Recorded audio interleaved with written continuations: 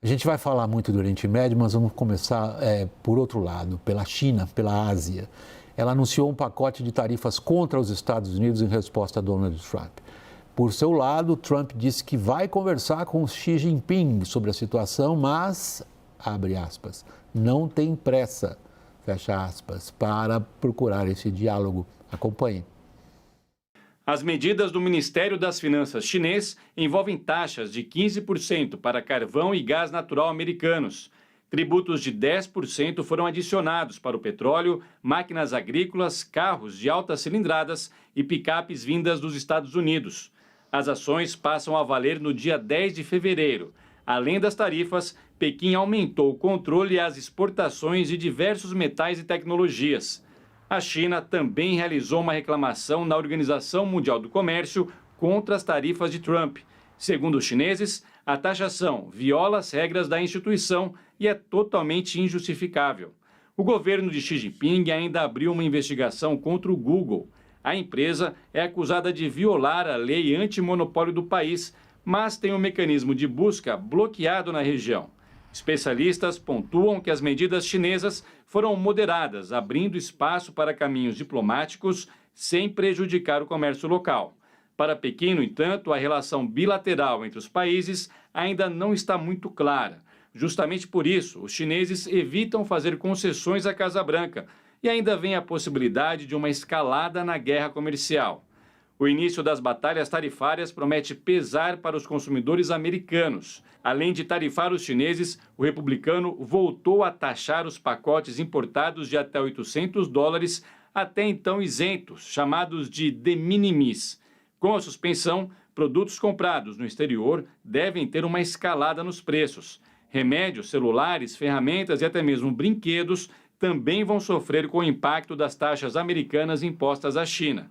Trump, por outro lado, garante que os Estados Unidos vão sair mais fortes da situação. It's fine.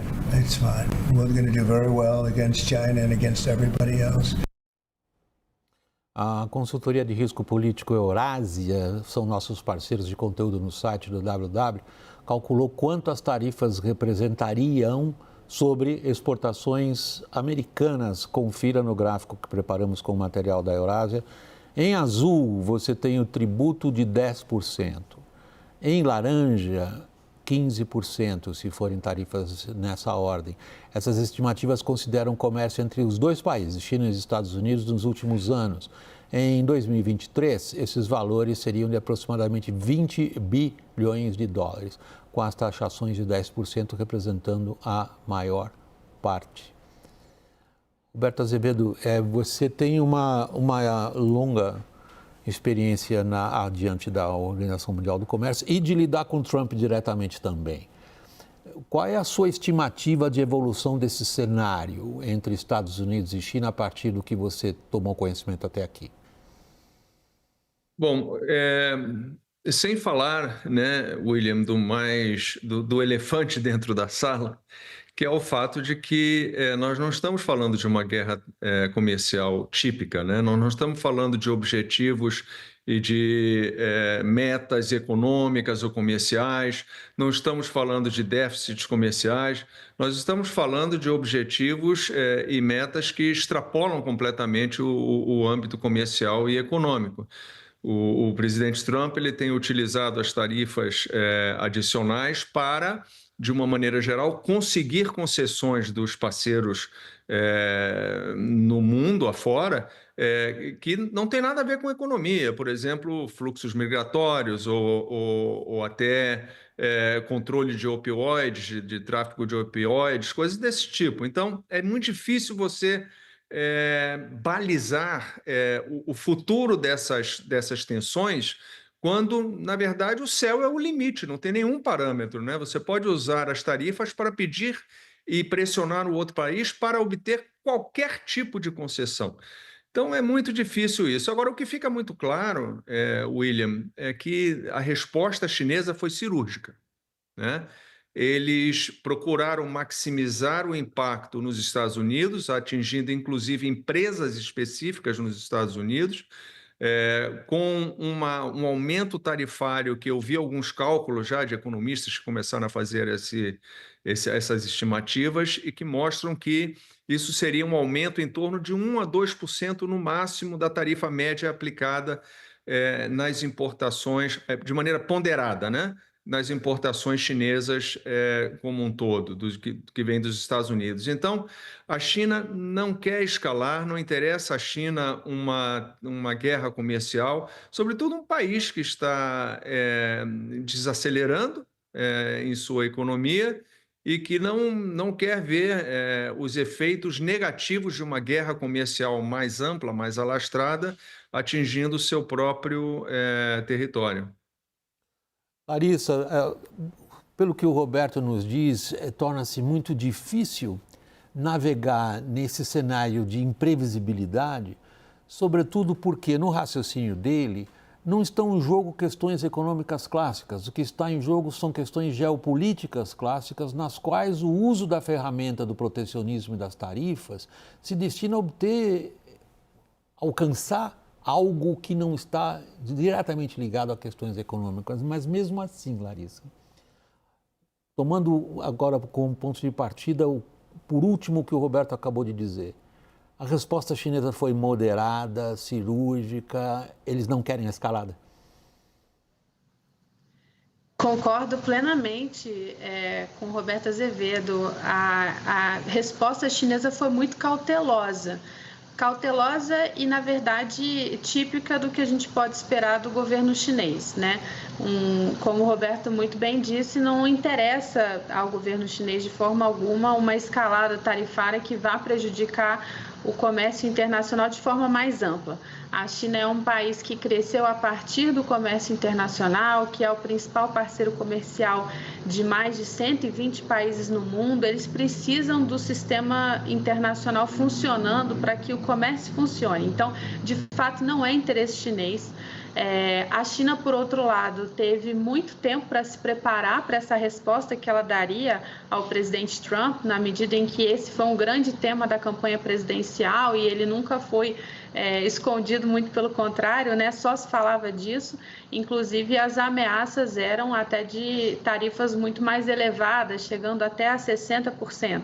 Então, o fato de elas terem sido anunciadas como a tarifas adicionais de 10%, acho que também colocou ali nos chineses um nível de resposta moderado, porém preciso, cirúrgico, como muito bem disse Roberto Azevedo, porque os chineses não só indicaram que teriam alguma capacidade também de subir tarifas, mas em semelhante medida eles apontaram que tem a possibilidade de impactar os negócios de empresas americanas que têm interesses no mercado chinês, no mercado consumidor da China, como é o caso das duas empresas que são alvo ali de investigação, né? No caso do Google com Android e no caso das marcas de roupas, né? Acho que esses são dois elementos interessantes do ponto de vista do consumo. Tem outras questões envolvidas, a gente sabe, mas é bom também mostrar que o mercado chinês importa para essas empresas. E eu acho que mais um elemento que vale a pena citar nesse contexto de geopolítica que você acaba de explicar, William, é que a China também mirou os minerais críticos, né? E isso é importante. Mirou também com uma dosagem calibrada, uma dosagem de quem não quer ir logo para o conflito, mas apontou ali que ela poderia colocar dificuldades na exportação de minerais que são críticos para os Estados Unidos e sobre os quais ela tem larga dominância ali sobre a produção. Lourival, é quase como se a gente estivesse analisando uma luta de boxe, analisando os golpes desferidos de parte a parte. E embora seja difícil indicar um vencedor nessa luta de boxe neste momento... Os chineses dizem que não sai ninguém ganhando. Não sai ninguém ganhando em termos comerciais, em termos econômicos, mas em termos geopolíticos, em termos de percepção, de confiabilidade, né, de um parceiro, a imagem de quem é o adulto, de sobriedade, né? Tudo isso eu acho que a China começou e vai ainda aproveitar muito bem, né? Se eles não errarem neste momento. a percepção do mundo, a percepção europeia, por exemplo, a percepção do Japão e da Coreia do Sul, né, da Austrália, desses países, muda neste momento, né? Eles sentem que não podem mais contar com os Estados Unidos. E aí é claro que cada um tem uma situação. Japão, Coreia do Sul e Austrália estão estreitando, né, suas relações, sendo que Japão e Coreia do Sul têm um passado complexo, né? A Coreia do Sul foi ocupada, a Península Coreia foi ocupada pelo Japão, mas hoje, enfim, existe um magnetismo entre os países que sentem que estão sendo abandonados pelos Estados Unidos. E no caso da Europa, né, a visão a respeito do mercado chinês, do papel que a China tem, das responsabilidades que a China tem de assumir, por exemplo, com relação à Rússia e tal. E aí, sem falar de toda a questão ambiental também, né? A China como fornecedora dos equipamentos de energia eólica e solar, né? Aquele país que, de uma certa forma, possibilita, em termos econômicos, a continuidade da transição energética, enquanto que os Estados Unidos viram um obstáculo em relação a isso. Tudo isso eu acho que muda muito a percepção do mundo sobre com quem ele pode contar, e certamente não é com os Estados Unidos. Roberto, é possível já ter uma avaliação do que o Trump já causou, em qualquer direção que você queira acentuar depois dessas primeiras medidas? Eu acho que um pouco isso que o Lorival acabou de mencionar, mas que também a Larissa pontuou quando falou de minerais estratégicos. Os Estados Unidos aumentam em muito a imprevisibilidade econômica, geopolítica no mundo inteiro e deixa de se apresentar como um parceiro, como um aliado confiável para qualquer projeto de desenvolvimento econômico, social. O pior nisso tudo é a percepção de que os Estados Unidos não veem mais a cooperação internacional, a colaboração internacional, a diplomacia como um meio eficaz para fazer valer os seus interesses. Ele criou, depois da Segunda Guerra Mundial, todo o sistema das Nações Unidas, as instituições de Bretton Woods, as econômicas, né, Banco Mundial, FMI, o GATT, que é o predecessor da OMC. E hoje, claramente, o presidente Trump dá uma mensagem ao mundo. Esse sistema não reflete mais os interesses dos Estados Unidos, que não adotará medidas ou não passará por esses canais para conseguir atingir os seus objetivos. Então, prevalecerá o unilateralismo, prevalecerá a lei da selva. E isto retira em muito a credibilidade do ator, né, dos Estados Unidos, nesse caso especificamente. O que ele quer agora é criar uma nova ordem mundial que reflita de maneira mais apropriada a hegemonia econômica, militar e política dos Estados Unidos no mundo. E como é que ele faz isso? Ele usa, por exemplo, esse poder de sancionar países que exportam produtos e serviços para os Estados Unidos, já que eles importam anualmente quase 4 trilhões de dólares. Nós estamos falando de 2 Brasis por ano que os Estados Unidos importa em termos de bens e serviços. É um poder de fogo extraordinário, mas mal usado, ou usado da maneira que está sendo usada, pode impactar muito negativamente a imagem e a capacidade diplomática de atuação dos Estados Unidos.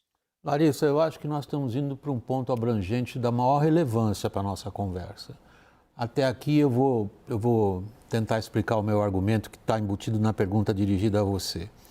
Até aqui sempre se disse, o Trump assume uma posição transactional, ele é transacional, ele adora, como todo negociante, né? Não estou falando isso com tom pejorativo, não.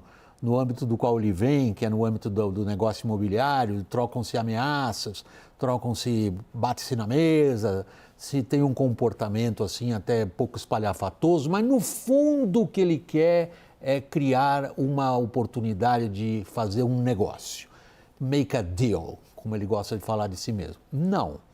O que o Lourival e o Roberto estão dizendo é que não se trata disso. Ele não está ameaçando destruir a ordem internacional, ele quer destruir a ordem internacional.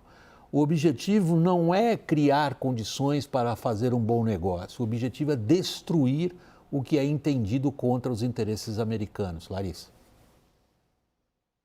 Eu acho que é um pouco difícil conseguir entender o que de fato é o objetivo do Trump nesse caso, né? Porque realmente você tem razão, esse aspecto negociador salta aos olhos e a gente viu isso agora no caso do México e do Canadá de uma forma muito rápida, inclusive, né?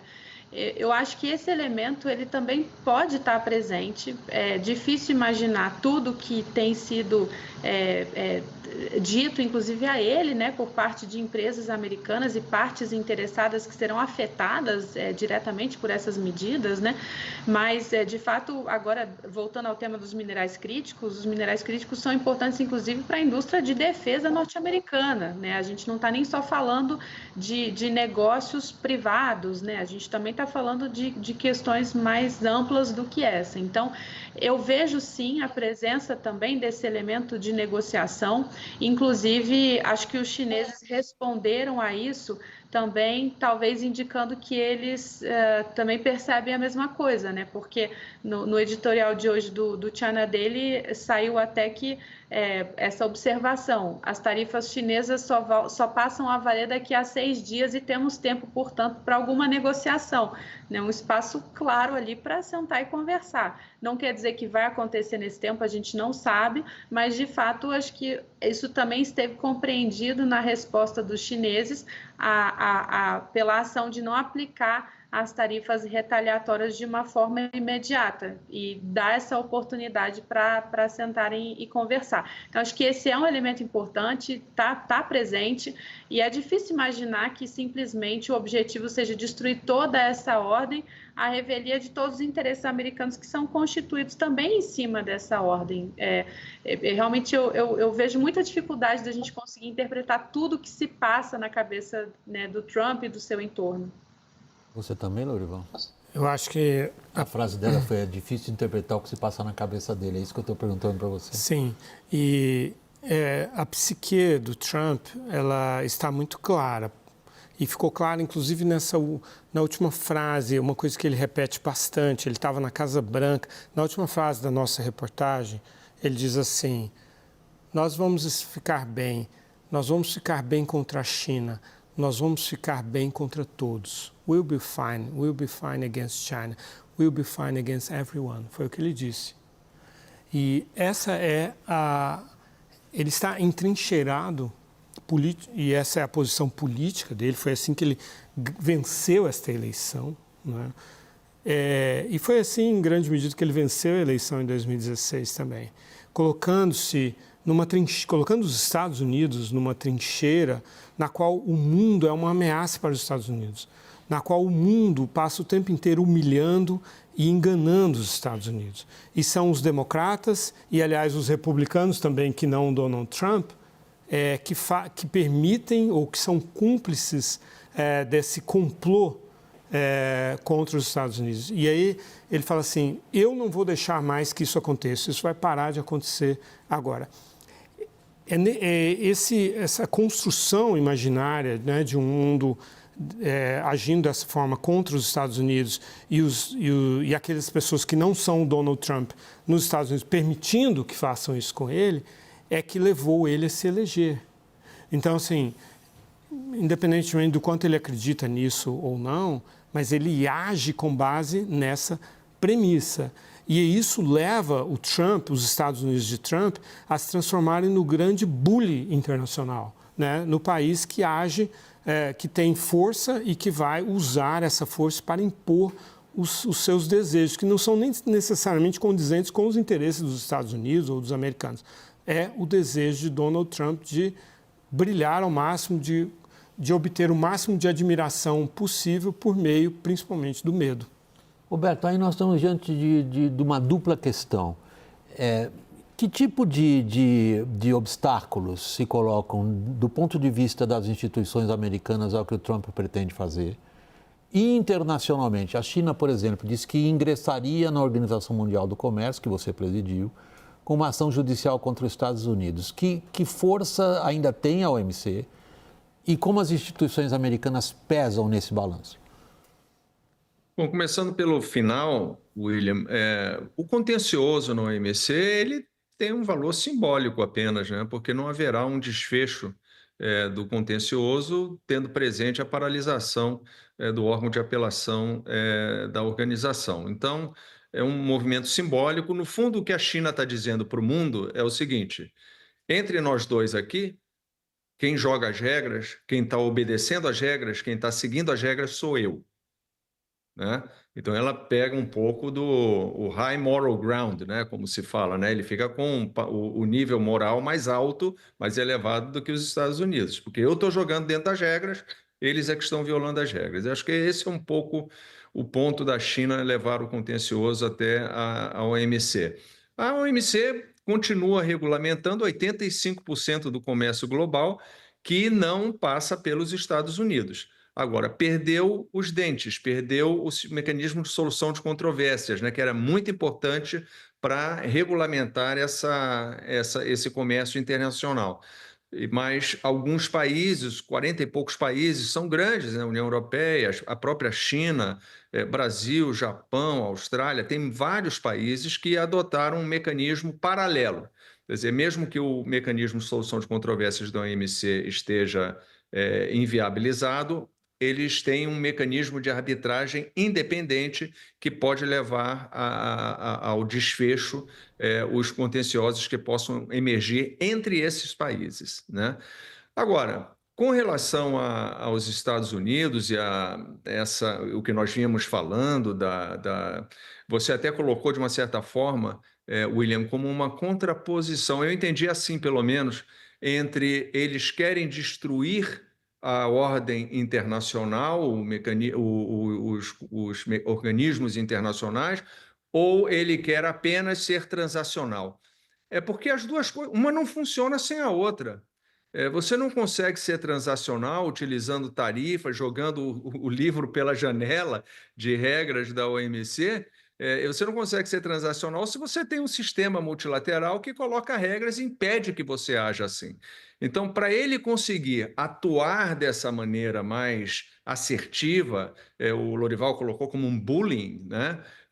Ele precisa que o sistema multilateral não atrapalhe, né?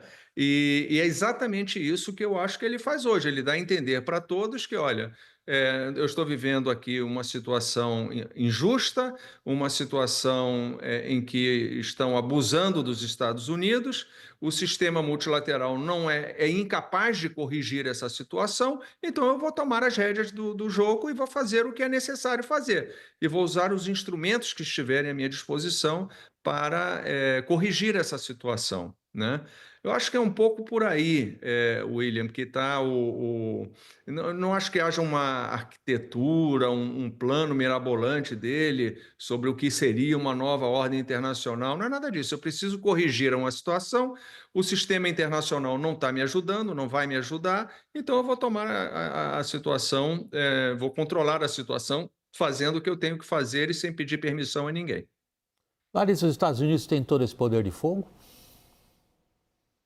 Eles são a maior economia do mundo, então eles têm um bocado de poder de fogo, né? Mas eu acho que até a situação em particular com a China, ela já mudou muito em relação ao que a gente viu há 5, 6, 7 anos no primeiro mandato do presidente Trump. Então, hoje, por exemplo, em termos de efeito do que essas tarifas poderiam causar, você já compartilhou com a gente alguns números, mas na imprensa chinesa, por exemplo, a gente também vê algumas estimativas de um impacto potencial de 1,2%, 1,2 ponto percentual no crescimento das exportações exportações chinesas, né? Dado que os Estados Unidos, em 2024, foram responsáveis por aproximadamente 14,7% das exportações totais da China. Então, é um impacto no crescimento das exportações, mas é um impacto limitado, né? O que aconteceu ao longo desses últimos anos é que a China entendeu a mensagem, entendeu a ameaça, quer dizer, ela sempre foi muito explícita, né? A ameaça vindo dos Estados Unidos em relação a tarifas, ela foi muito explícita ao longo de todo esse período, e eu acho que a China tentou se preparar ao máximo para isso e, de fato, conseguiu algum tipo de preparação, algum tipo de proteção por meio da diversificação dos seus mercados. Então, a gente vê as exportações da China se reduzindo um pouco para as grandes economias e crescendo em outras regiões do mundo, sobretudo na ASEAN, ali no seu entorno, nas nações do Sudeste Asiático, com nações com as quais a China mantém acordos de livre comércio, mas também com os países membros do BRICS, por exemplo, numa proporção muito menor, é verdade, mas com incremento, enquanto que com os Estados Unidos e com a União Europeia houve uma certa redução. Então, é claro que os Estados Unidos têm uma capacidade grande de fazer um estrago substantivo, mas é verdade também que houve por parte da China essa preparação, e é verdade também que há uma grande complexidade na relação desses dois gigantes, dessas duas grandes economias, né?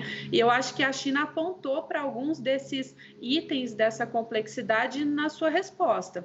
Então, isso certamente vai limitar, de alguma forma, aquilo que os Estados Unidos poderiam fazer. E eu acho que tem um outro elemento também que é interessante e se encaixa nessa discussão desse último bloco que a gente teve aqui, que é a questão de que o Trump ele precisa também jogar para a plateia, né? E não é que na China isso não seja necessário. A opinião pública na China ela também importa, a China precisa de uma certa estabilidade social para que o governo chinês possa governar, isso também importa. E há também na China um aspecto de um nacionalismo muito forte, o que certamente exigiria da China, assim como, né, exigiu e a gente viu acontecer, uma resposta a esse anúncio de tarifas. Então, a China não poderia não responder, inclusive por causa desse forte sentimento nacionalista que a gente vê na opinião pública chinesa. Mas é verdade que os dois países têm uma plateia muito diferente, né? Então, é muito importante para o Trump que ele implemente aquilo que ele disse durante a campanha que ele ia fazer. Ele foi eleito nessas bases, os eleitores esperam isso dele. No caso chinês, também há uma preocupação com a opinião pública, mas é uma preocupação, obviamente, diferente, né, pelo perfil do sistema político, mas é uma preocupação também que mostra que a China não vai simplesmente engolir aquilo que vem dos Estados Unidos, que ela vai também ter algum tipo de reação, comedida, cirúrgica, pensada, pragmática, mas eles não vão simplesmente se calar. Então, esse aspecto da sociedade, do comportamento da sociedade e das expectativas dessa opinião pública também importam muito nesse jogo.